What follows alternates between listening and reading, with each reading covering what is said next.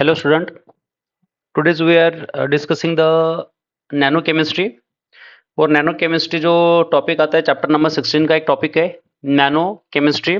और इसके अंदर हमें नैनो पार्टिकल्स क्या होते हैं, नैनो पार्टिकल के प्रॉपर्टीज क्या होती है और इसका एप्लीकेशन क्या क्या है, एक इम्पोर्टेंट टॉपिक है। तो उसके बारे में हम डिस्कस करेंगे, चैप्टर नंबर 16 का पार्ट है। तो let's start with nano chemistry. देखो, इंट्रोडक्शन टू नैनो केमिस्ट्री। इसमें हम जनरली डिस्कस करेंगे कि नैनो केमिस्ट्री होती क्या है। See, nano in a Greek means dwarf, but in actual case nano is even smaller than the dwarf. तो actually होता क्या है कि डार्फ मतलब बहुत ही स्मॉलेस्ट, स्मॉल, पर ये डार्फ से भी और भी स्मॉलर है, तो इसे कहते हैं हम नैनो। देखो, 1 nanometre is 1 billionth of the metre, मतलब 1 नैनोमीटर जो होता है ये कितना होता है, 1 बिलियंथ ऑफ द मीटर। मतलब 1 नैनोमीटर को हम डिस्कस करते हैं, 1 नैनोमीटर का अगर हमारा पार्ट होता है तो देखो 1 नैनोमीटर, एन मतलब नैनो और एम हम करेंगे तो इक्वल टू ए क्या होगा, इट विल बिकम 10⁻⁹ मीटर। तो ये जनरली 1 बिलियंथ, यहाँ पे दिया उन्होंने 1 बिलियंथ ऑफ द मीटर, तो इसे कहते हैं 1 नैनोमीटर। तो इसका कन्वर्जन एक कन्वर्जन स्केल है। तो देखो, यही कुछ टॉपिक है हमारे पास जिसके थ्रू हम इसको डिस्कस कर सकते हैं। तो ये नैनो केमिस्ट्री के बारे में डिस्कस कर रहे हैं। देखो, यहाँ पे इसका यूज कहाँ पे होता है। Nano technology play a big role in a manufacturing of clothes, sunglasses, computer hard disk, उसके बाद में इवन क्लीनिंग प्रोडक्ट, जो भी क्लीनिंग प्रोडक्ट्स होते हैं उसके अंदर भी नैनो का पार्ट होता है। अभी नैनो टेक्नोलॉजी के ऊपर बहुत सारा वर्क हो रहा है। देखो, we have been using a lasers in device CD players for a long time which contain the nano size component। देखो, आपने कभी नोटिस किया होगा या आपने अपने लाइफ के अंदर कभी डीवीडी सीडी प्लेयर्स का अगर यूज किया होगा तो उसके अंदर जो ऐसे रिफ्लेक्टिंग जो कलरफुल जो ये थे ना, कुछ पार्ट दिखाई देता है, एक साइड कलरफुल होती है, तो वो जो पार्ट होता है वो नैनो कंपोनेंट कंटेन करता है। क्या कंटेन करता है वो, नैनो कंपोनेंट्स। देखो, what is a nano science. Actually nano chemistry के बेस के ऊपर ही नैनो साइंस आता है। तो नैनो साइंस होता क्या है, nano science is the study of phenomena and manipulation of the material at a atomic, molecular and macromolecular scale where the property differ significantly from the those at the larger scale। Nano scale का मतलब होता है एक phenomena है, and manipulation of the material at atomic, molecular और macromolecular scale, मतलब जो component बनते हैं वो कहाँ पे बनते हैं, मोलिकुलर स्केल के ऊपर या मैक्रोमोलिकुलर स्केल के ऊपर। तो साइंटिफिकली अगर देखा जाए सिग्निफिकेंटली ये तो from those at the larger scale. Okay, मतलब बिग बल्क में इसमें प्रोडक्शन होता है इसका। नेक्स्ट देखो, नैनो टेक्नोलॉजी क्या है, ये कुछ टर्म्स है रिगार्डिंग द नैनो केमिस्ट्री। हमारे पास टॉपिक है अभी नैनो टेक्नोलॉजी। तो देखो, नैनो टेक्नोलॉजी होती क्या है। Nano technology is a design, characterisation, production and application of the structures, device and system by controlling shape and size at the nanometre scale. तो actually यहाँ पे क्या होता है, नैनोमीटर स्केल के ऊपर ही कुछ पार्ट किया जाता है। तो नैनो टेक्नोलॉजी के किसके अंदर ये पार्ट आते हैं। नेक्स्ट होता है नैनो मटेरियल्स क्या होते हैं। What is nano material, small small particle से जो बना होता है। देखो, nano material is a material having a structural component with at least one dimension in nanometre scale, that is 1 to 100 nanometre. मतलब क्या होता है ना स्टूडेंट, यहाँ पे अब आपने कभी फिल्म देखी होगी, थिन फिल्म। थिन फिल्म जो होती है, एक्चुअली वो फिल्म क्या कंटेंट करती है कि एक साइड जो होती है उसका एक जो थिकनेस होता है वो नैनो स्केल के ऊपर बेस्ड होता है। किसके ऊपर बेस्ड होता है, नैनो स्केल के ऊपर। जैसे कि पॉलीथीन अगर देखते हो आप, पॉलीथीन की शीट जो होती है वो इज ऑल्सो नैनो मटेरियल से बनी होती है, मतलब उसमें वन डायमेंशन क्या होगा, नैनो स्केल पे होगा। तो ऐसे पार्टिकल को हम क्या कहते हैं, नैनो मटेरियल कहते हैं। क्या कहते हैं उसे, nano material. See the next, nanomaterial are larger than a single atom but smaller than the bacteria and cell। ये देखो, नैनोमीटर क्या होता है ना, nanomaterial sorry, nanomaterial are larger. Larger किससे होता है, सिंगल एटम से बिगर है, but smaller than the bacteria, और जो सेल होता है उस सेल से या बैक्टीरिया से ये छोटा है। तो ये इसका थोड़ा कंपैरिजन किया है एटम के साथ और बैक्टीरिया एंड सेल के साथ। नेक्स्ट देखो यहाँ पे एक डायग्राम है कि वाटर मॉलिक्यूल का जो लेंथ होता है या जिसका साइज होता है वाटर मॉलिक्यूल का, यहाँ पे गिवन है ऑक्सीजन एंड 2 हाइड्रोजन गिवन है यहाँ पे। तो इसमें जो पर्टिकुलरली देखो यहाँ पे ये वाटर मॉलिक्यूल्स है, ओके, और साइज कितनी गिवन है यहाँ पे, there is a 0.1 nanometre, size क्या है 0.1 नैनोमीटर। उसके बाद में हमारे पास ग्लूकोज का जो कंपोनेंट होता है C6H12O6 उसका 1 नैनोमीटर होता है। उसके बाद में एंटीबॉडी, आपके बॉडी के अंदर जो एंटीबॉडीज होती है उसका जो साइज होता है वो 10 नैनोमीटर होता है, वायरस का होता है 100 नैनोमीटर। उसके बाद में बैक्टीरियल सेल का 1000 नैनोमीटर, 10,000, 1 लाख, 10 लाख, 1 करोड़, 10 करोड़। तो टेनिस बॉल की नैनोमीटर की साइज इतनी आती है। कितनी होती है? तो जो टेनिस बॉल होता है उसकी जो साइज निकल के आती है वो होती है 10 करोड़ नैनोमीटर। तो सी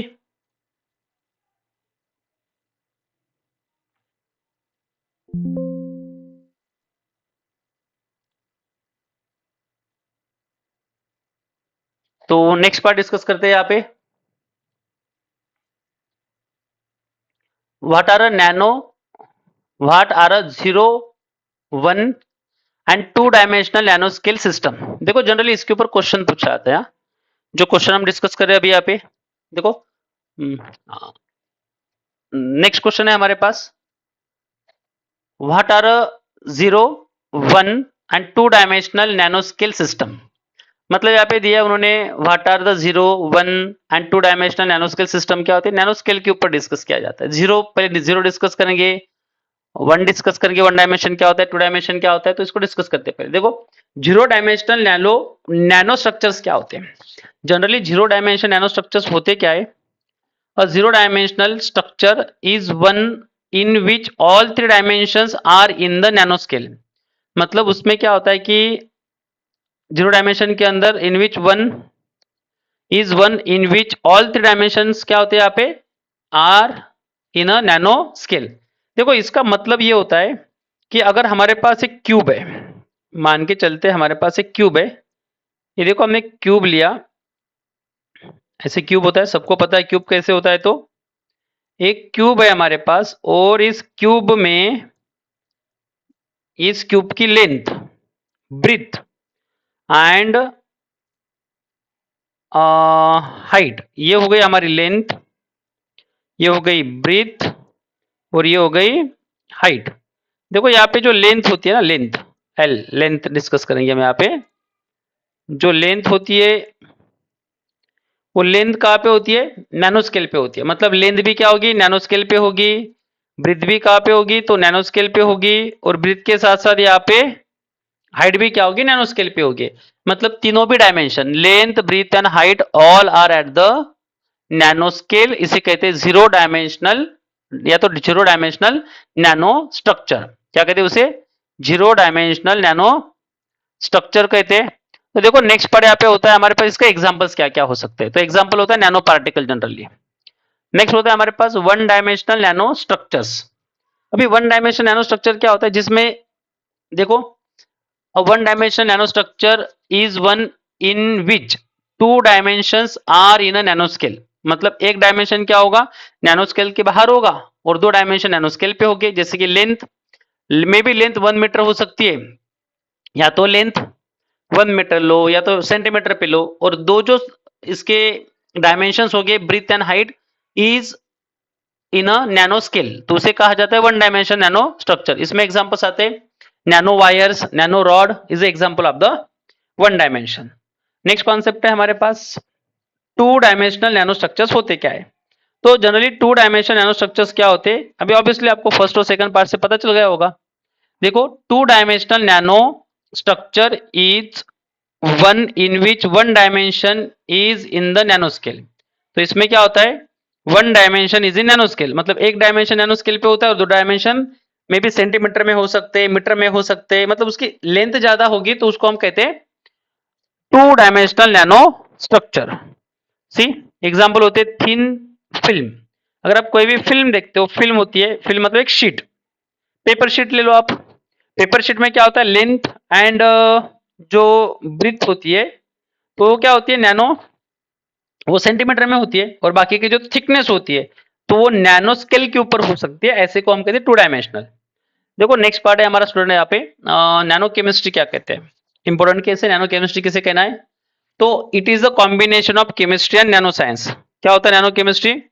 nano chemistry generally is a combination of chemistry and nanoscience. It deal with the designing and synthesis of material of a nanoscale with different size, shape, structure and composition and their organization into functional architectures.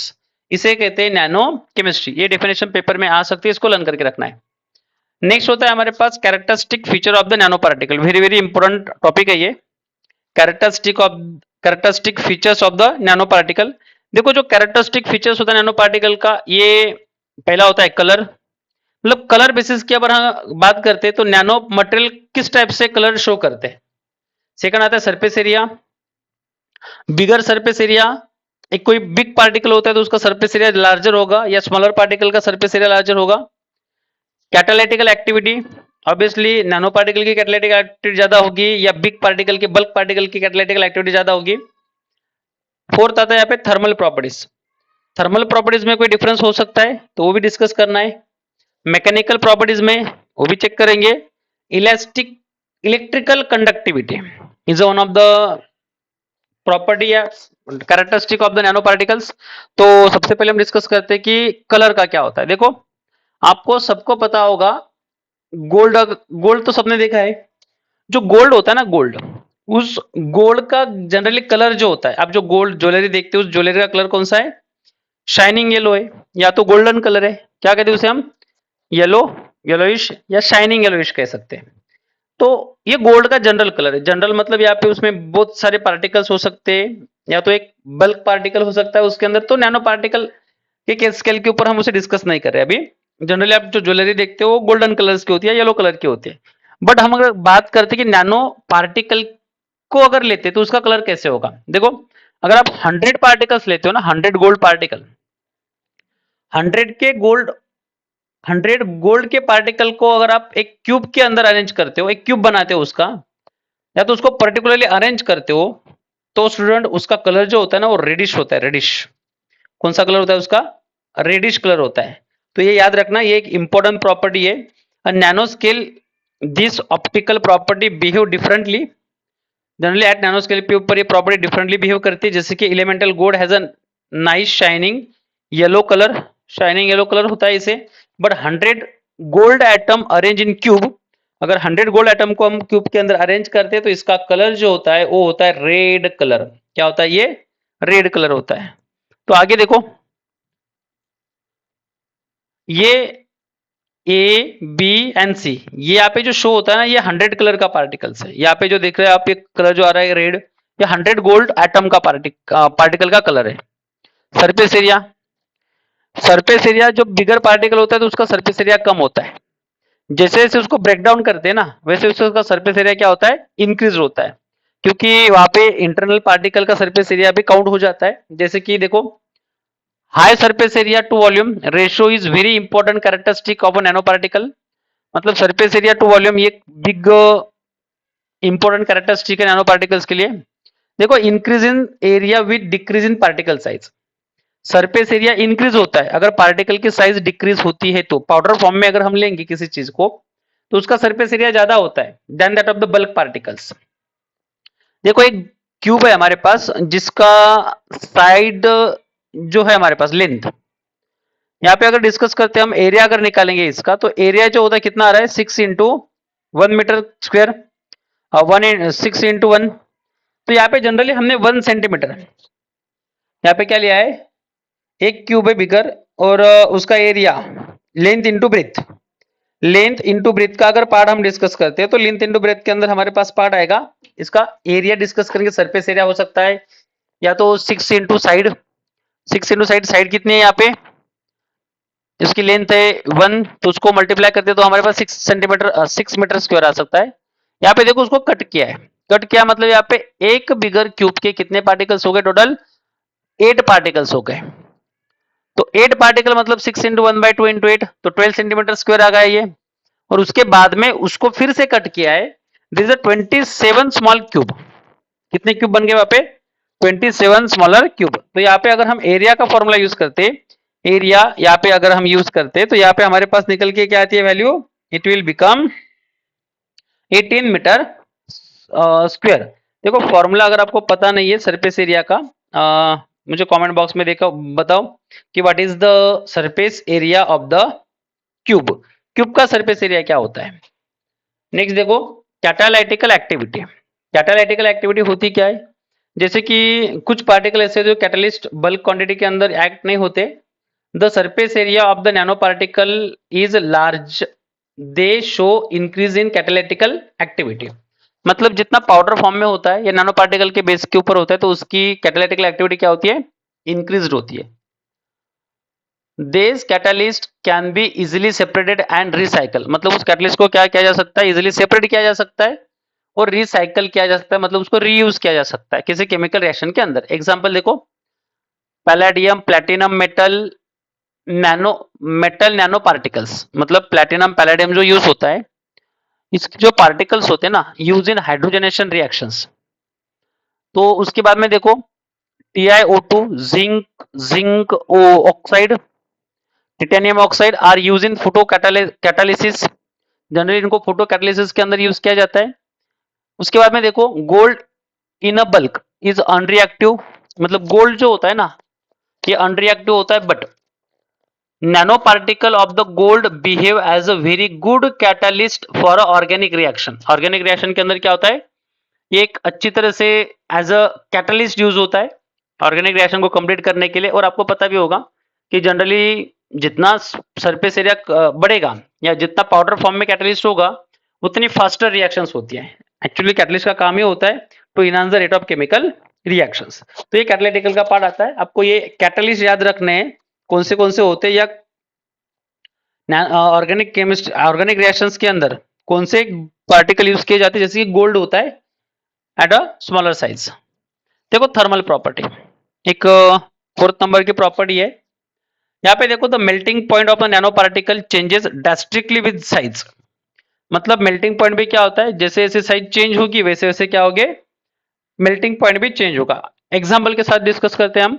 देखो sodium cluster, कितने atoms का? जो sodium cluster होता है near about 1000 atom का। ये Na है यहाँ पे, NaN नहीं है, नान नहीं है वो।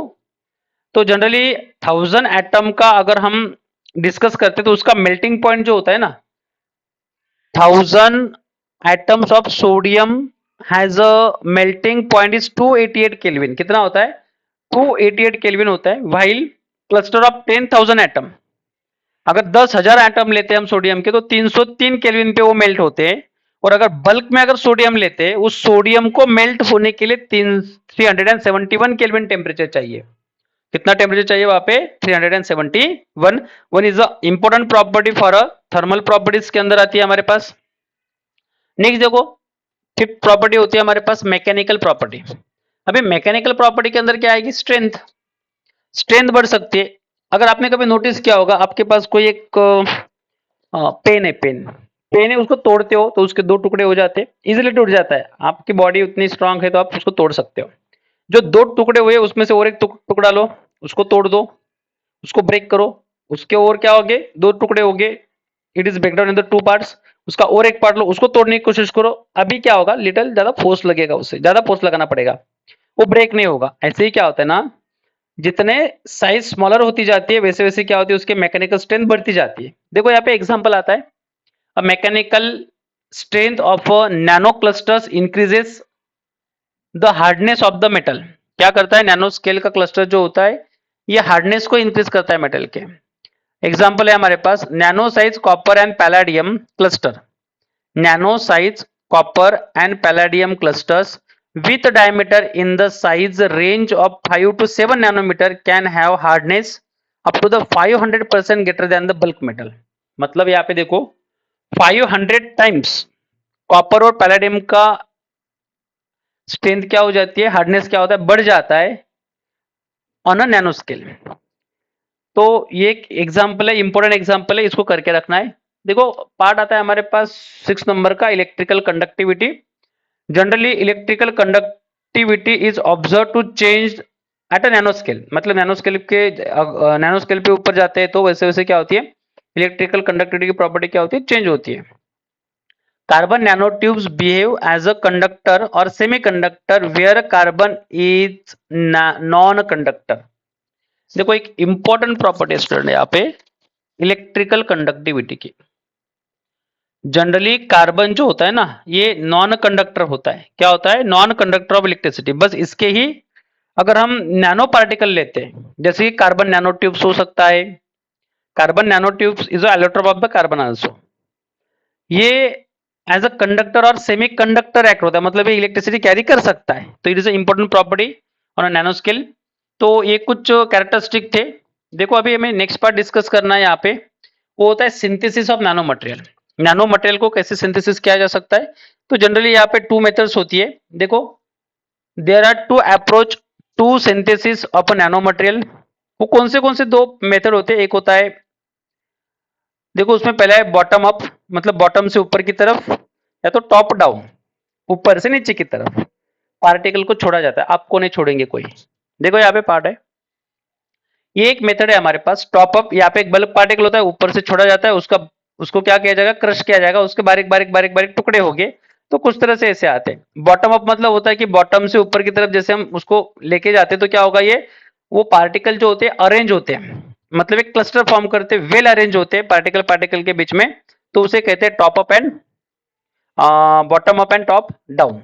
देखो यहाँ पे in the bottom up approach, bottom up approach में क्या गिवन है हमारे पास, बॉटम अप अप्रोच में जो पार्ट गिवन है यहाँ पे देखो, bottom up approach molecular component arrange themselves into more complex assemblies atom by atom, molecule by molecule and cluster by cluster from the bottom. मतलब बॉटम से ऊपर की तरफ अगर जाते हैं तो मोलिक्यूल क्या होते हैं, यहाँ पे वेल अरेंज होते हैं। नेक्स्ट देखो एग्जांपल होता है synthesis of nano particle by colloidal dispersion. Colloidal मतलब बारीक बारीक छोटे छोटे पार्टिकल्स होते हैं, उसका डिस्पर्शन से सिंथेसिस किया जाता है। नेक्स्ट होता है हमारे पास top down. In a top down approach मतलब ऊपर से नीचे की तरफ उसको क्रश किया जाता है, बारीक बारीक टुकड़ों में बदला जाता है या उसकी फाइन पाउडर बनाई जाती है। In the top down approach nano material are synthesised from the bulk material by breaking the material.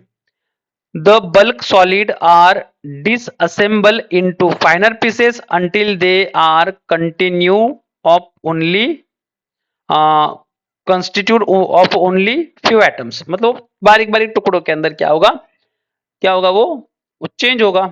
देखो एग्जांपल आता है यहाँ पे, nano particle are synthesise by colloidal dispersion. Nano particle synthesise किए जाते हैं कोलाइडल डिस्पर्शन से। यहाँ पे भी वही है, यहाँ पे भी वही है, एग्जांपल सेम है।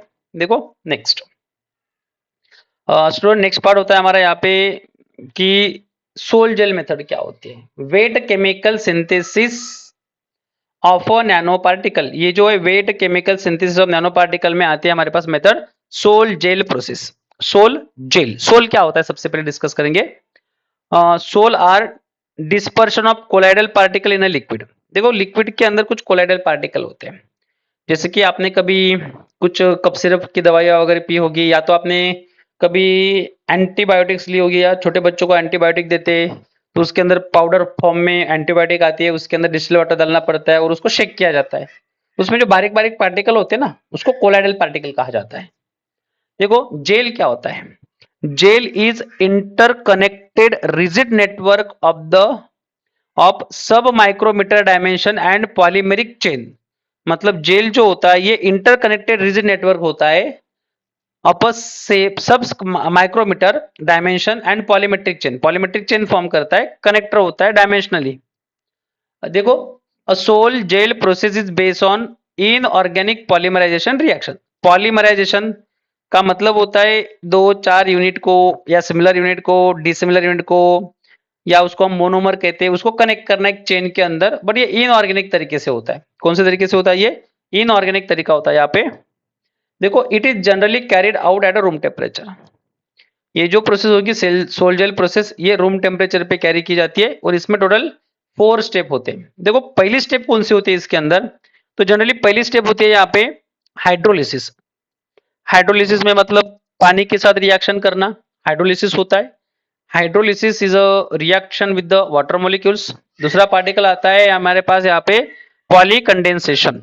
पॉली कंडेंसेशन, पॉली मतलब मेनी, कंडेंसेशन मतलब होता है दो पार्टिकल को या दो सब्सटेंस को ज्वाइन करना उस by removal of water molecule या by removal of the small amount of the particles. किसी स्मॉल अमाउंट ऑफ पार्टिकल का क्या होगा या मॉलिक्यूल्स का क्या होगा, यहाँ पे रिमूवल होगा और उसके साथ साथ क्या होता है यहाँ पे पॉली कंडेंसेशन के कॉन्सेप्ट स्टार्ट होता है। देखो उसके बाद में आता है ड्राइंग। उसको ड्राई करना होता है, क्या करते हैं उसको dry. Drying method is important one is there.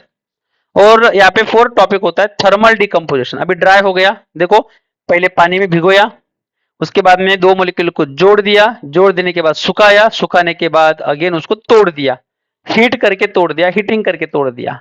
तो जनरल समझने के मेथड है ये। देखो यहाँ पे पार्ट जो होता है हमारे पास, the reaction involve in a sol gel process. अब ये रिएक्शन कौन सी होती है, तो पहली रिएक्शन है हमारे पास MOR। MOR, O मतलब ऑक्सीजन, R मतलब अल्किल ग्रुप, M मतलब मेटल। तो यहाँ पे जो M रिप्रेजेंट कर रहा है मेटल, O मतलब ऑक्सीजन, R मतलब अल्किल ग्रुप। अल्किल ग्रुप जब ऑक्सीजन के साथ होता है तो उसे अल्कोक्साइड कहा जाता है। क्या कहा जाता है, अल्कोक्साइड। और किसी भी नॉन मेटल के साथ या ऑर्गेनिक कंपाउंड के साथ कुछ पार्ट होता है या नॉन मेटेलिक ग्रुप होते हैं तो उसके साथ मेटल जब आता है तो उसका नाम पहले लिखा जाता है, तो इसलिए उसको कहेंगे हम MOR is a metal oxide. Metal oxide का जब हाइड्रोलिसिस होता है H2O के साथ जब उसको रिएक्ट करते हैं, then there is a formation of MOH, metal hydroxide. क्या कहेंगे इसे, मेटल हाइड्रोक्साइड। और यहाँ पे जो रिमेनिंग ग्रुप बचेगा वो होगा ROH। ROH आपको अच्छी तरह से पता है ROH क्या होता है, ROH, OH मतलब अल्कोहल, R मतलब अल्किल ग्रुप, इससे बनता है अल्कोहलिक ग्रुप। वो अल्कोहलिक ग्रुप कोई भी हो सकता है, आप जो समझ रहे हो वो भी हो सकता है, इथेनॉल।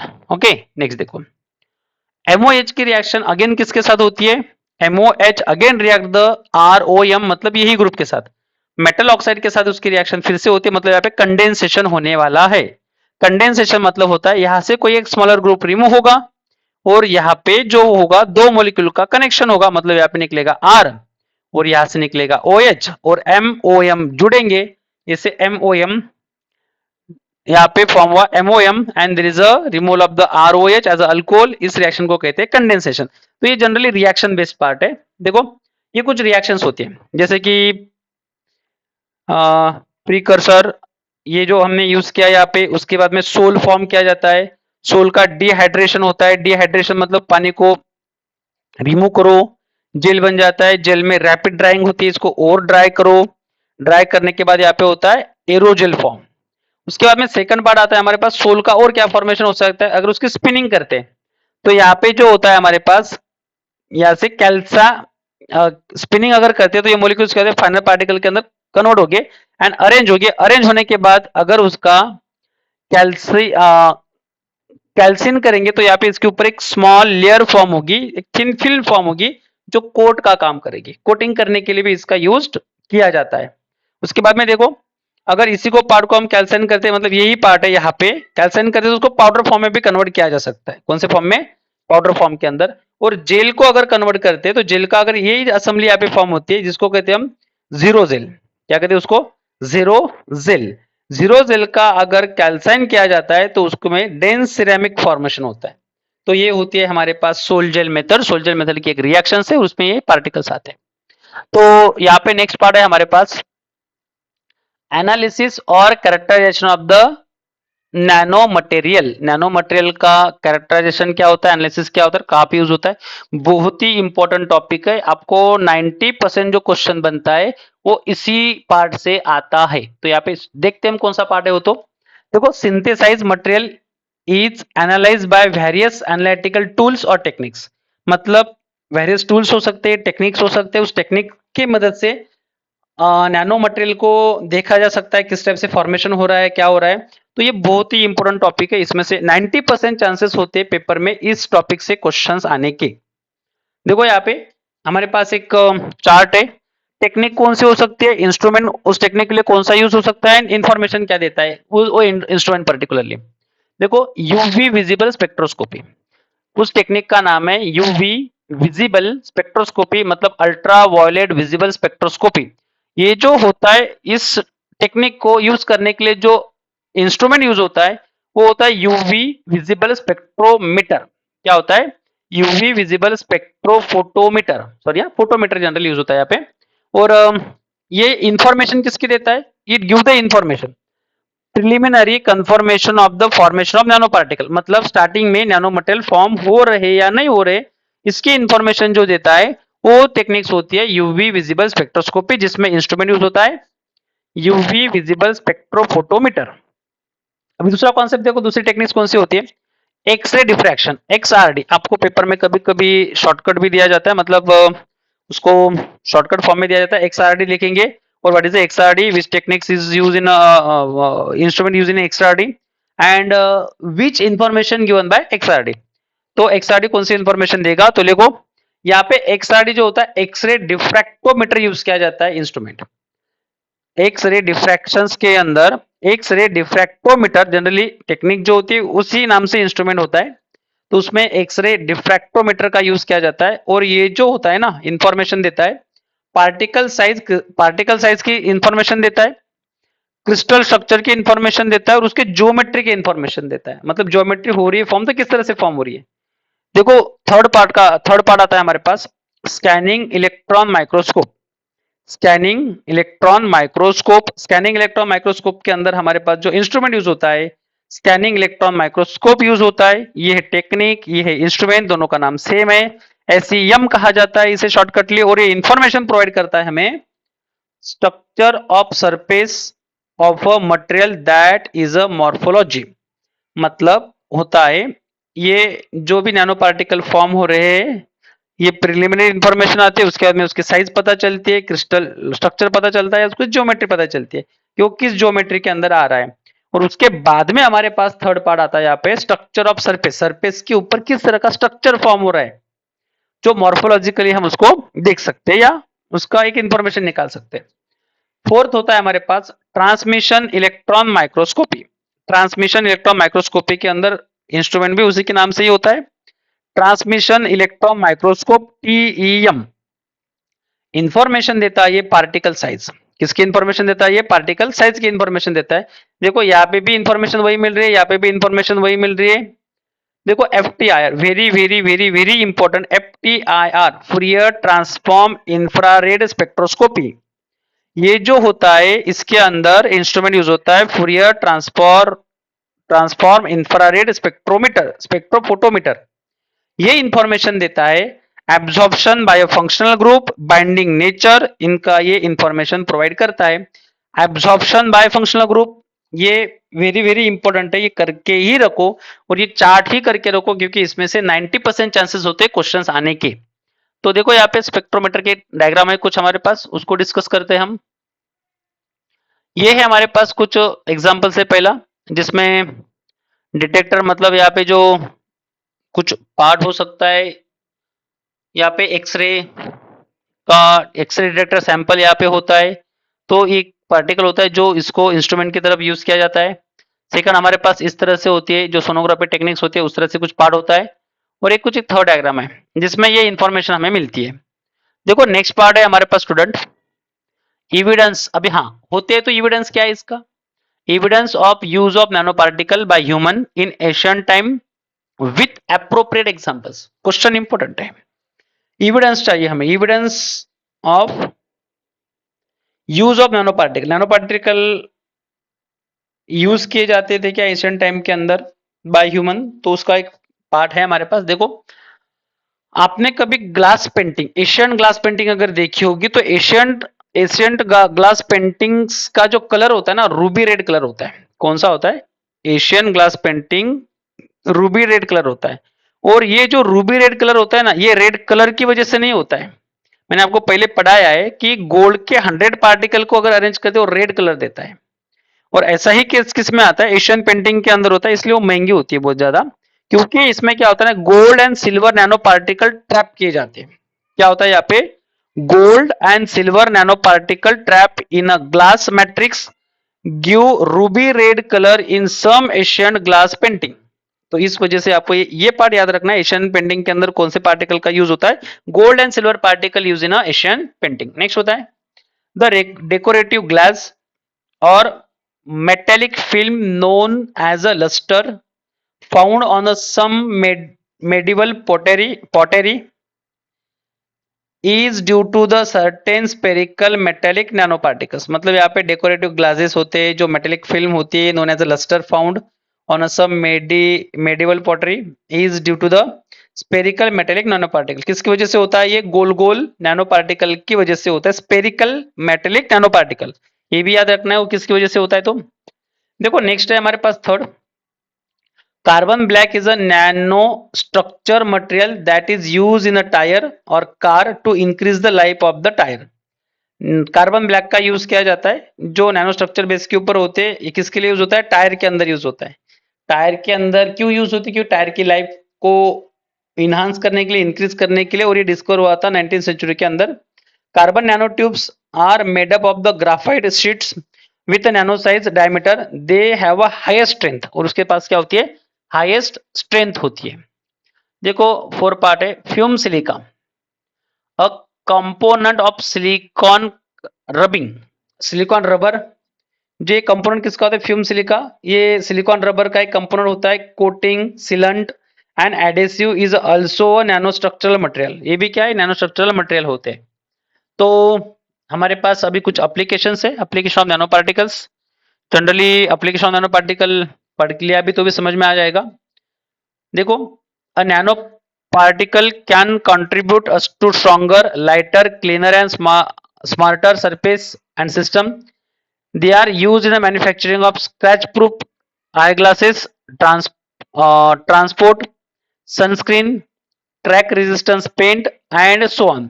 और एक स्टूडेंट यहाँ पे एक नोट डाउन करना है, सनस्क्रीन के अंदर कौन से कंपोनेंट यूज होते हैं, ये वाला पार्ट एक थोड़ा लर्न करके रखना है। सनस्क्रीन के अंदर कौन से पार्टिकल यूज होते हैं।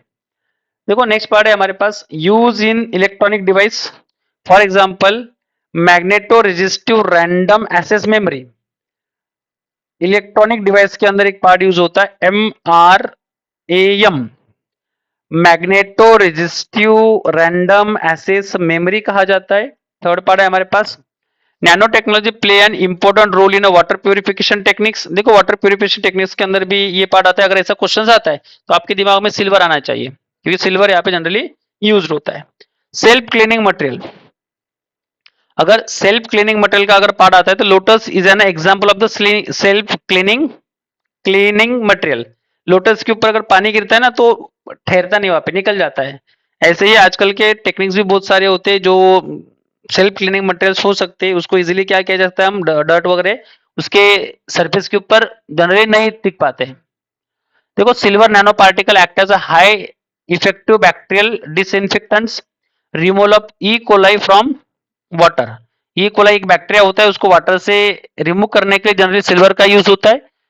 The silver nano particle use in water purification, तो इसलिए इसको वाटर प्यूरिफिकेशन के अंदर यूज किया जाता है। जो पार्ट हमने सी में डिस्कस किया था उसी का आंसर यहाँ पे मिल जाता है हमें ई के अंदर। उसके बाद में देखो, अब after the application of the nano particle हमारे पास पार्ट आता है, state the advantage of nano particle and nano technology. Advantage क्या क्या है इसके, और एक ढूंढ के रखो इसके आंसर्स क्या है, तो आपके बुक में मिल जाएंगे। नेक्स्ट क्वेश्चन है हमारे पास important, state the disadvantage of nano particle and nano technology. देखो जनरली नैनो पार्टिकल के डिसएडवांटेज ये होते हैं, जब नैनो पार्टिकल के साथ कुछ वर्क किया जाता है ना तो उसके जो पार्टिकल्स होते हैं वो एयर में क्या होते हैं, स्प्रेड होते हैं, जिससे उस जहाँ पे ये यूज किया जा रहा है उसका जो एटमॉस्फेयर होता है उसके आसपास का, उसके अंदर ये पार्टिकल ऐड होते हैं, मतलब मिक्स हो जाते हैं, तो एयर पोल्यूट होता है। और ये एयर पोल्यूट होने के कारण जो वर्कर वहां पे काम कर रहे हैं विदाउट सेफ्टी, या तो कुछ मास्क वगैरह नहीं पहनते, तो जिसके कारण उनके बॉडी के अंदर जा सकता है और रेस्पिरेटरी डिसीज या रेस्पिरेटरी इन्फेक्शन होने के चांसेस बहुत ज्यादा होते हैं। तो इसका एक डिसएडवांटेज ये भी होता है। तो ये कुछ इंपॉर्टेंट पार्ट थे इस चैप्टर से, इस टॉपिक से। तो बाकी के जो मैंने टॉपिक बताए आपको वो अच्छी तरह से करके रखना है, उसमें से क्वेश्चन आएगा। 90% क्वेश्चन जो बताए थे वो जनरली जो टेक्निक्स है और उसमें कौन से इंस्ट्रूमेंट यूज किए जाते हैं वो करके रखना है। एंड इसलिए हम अभी यहाँ पे रुकते हैं। Okay, thank you and best luck for your exam. Thank you.